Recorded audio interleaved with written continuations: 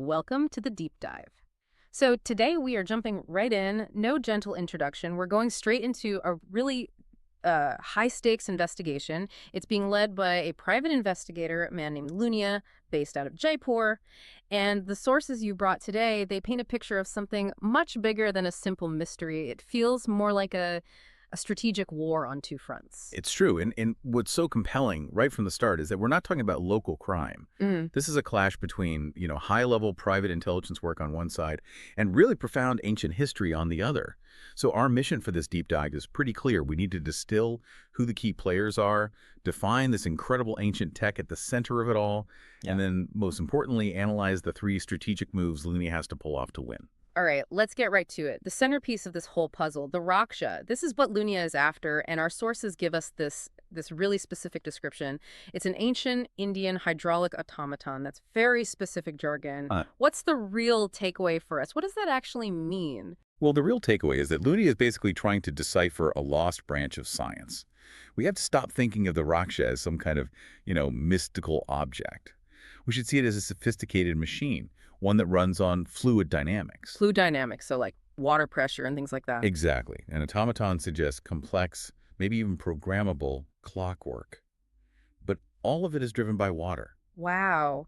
So if the sources are right, Lunia isn't just recovering some old relic. He's attempting to reverse engineer a 1,000-year-old piece of advanced tech, something that could, it could change how we see ancient physics. That's it, precisely. And this technological angle, it dictates his entire approach.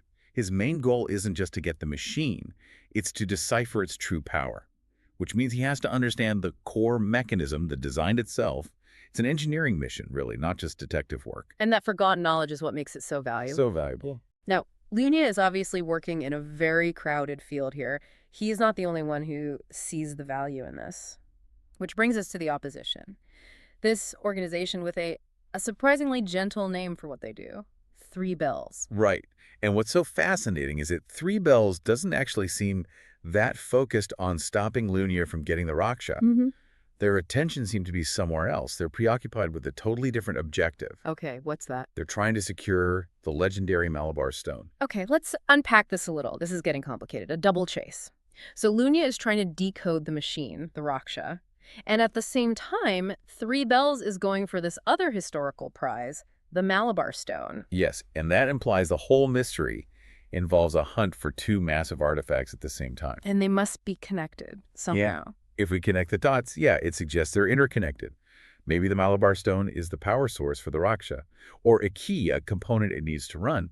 And the fact that Three Bells can run these two huge high-risk operations simultaneously, that tells you something. It tells you they have resources. Global reach and almost unlimited resources. Lorania is up against a giant. Which makes his position just incredibly dangerous. He's trying to get two artifacts while fighting this massive, well-funded adversary. This leads us right to his immediate strategy, what he has to do right now. Our sources are very clear on this. He has three main goals, and they all seem to be interlocked. And these goals are fascinating because, they force Lorania to completely shift his skill set. He has to go from being a technical expert to a psychologist almost, and then finally to a political operator. Let's start with the first one, which is where the knowledge is.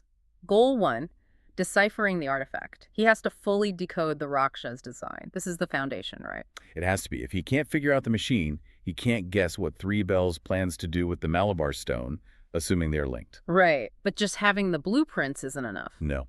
Technical schematics are useless unless you have someone who can actually understand them. And that leads to the most volatile element of this whole thing. Goal 2, finding the human connection. Dr. Arjun Nambiar. Dr. Arjun Nambiar. And Dr. Nambiar is so important because he is explicitly called a disgraced professor. Lunia has to find him, and that disgrace part is where all the tension is. It really is. This raises such an important question about his motives.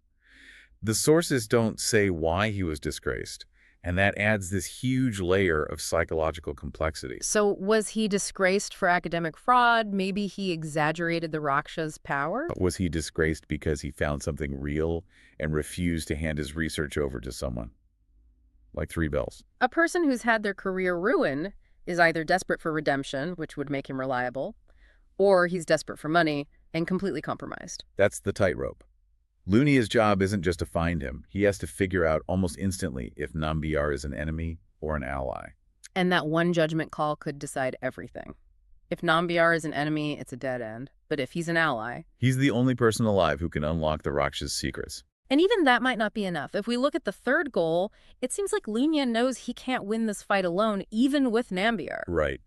Goal 3 is a huge shift in tactics. He moves from stealth to public confrontation. The goal is public exposure. Yes, he needs to contact a high-level official, or maybe a journalist, to publicly expose Three Bells. That's a massive pivot for a PI. It is. He's recognizing that Three Bells is just too big to be dismantled from the shadows by one person. So a calculation, then. It's absolutely a calculation. He's figuring that the power of Three Bells comes from their secrecy, their ability to operate outside the law. So by dragging them into the daylight, by bringing in the media or politicians, he creates this external pressure that could cripple them way faster than any direct fight. He's choosing leverage over stealth. Exactly. But that choice is so incredibly risky. The second he goes public, he's putting a target on his own back. And on Dr. Nambiar's back, too. It's a move you only make when you're sure you have some serious leverage. Absolutely. The goals are all completely interdependent. I mean, the credibility is his public exposure. That's goal 3. It depends entirely on the hard evidence he gets from decoding the Raksha in goal 1. And both of those depend on figuring out if Nambiar, in goal 2, is going to help him or sell him out. It's a house of cards. One wrong move and it all comes down. So, to just quickly summarize what we've been able to distill today, Lunia is on this high-stakes mission that really needs a three-pronged approach. He has to master the technical side decoding an ancient hydraulic machine, then navigate the psychology of this crucial but potentially compromised ally in Dr. Nambiar, and finally, he has to execute this careful political move to expose the whole Three Bells organization. It's a mission that requires him to be a tech genius, a psychologist, and a political strategist all at the same time. A real test of adaptability. So what does this all mean?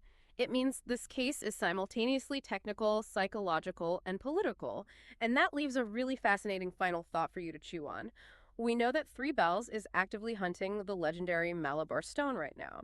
So considering the Boginia's 3 interlocking goals, which one do you think he has to prioritize first to secure that stone before they do? Does he go for the technical decryption, the search for Nambiar, or does he risk it all on immediate public exposure? That first move is going to determine the entire outcome.